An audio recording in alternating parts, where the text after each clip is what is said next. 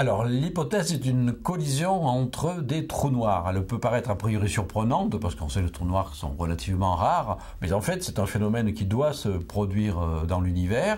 Je prends un exemple, les trous noirs géants qui sont au centre des galaxies. Comme on a dit dans d'autres séquences que les galaxies ont tendance souvent à se rencontrer, eh bien les trous noirs centraux de ces galaxies ont tendance effectivement à se rencontrer eux-mêmes et éventuellement à fusionner. Alors que donne effectivement la rencontre entre deux trous noirs? Ben, ça donne un trou noir unique, toujours. Les trous noirs ne se cassent pas en morceaux, hein.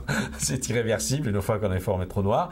Ce qui est intéressant, et ça c'est une propriété très particulière des trous noirs, qui les caractérise en fait, c'est que la somme de deux trous noirs, c'est-à-dire la fusion de deux trous noirs, va former un trou noir qui est plus gros que la somme des deux.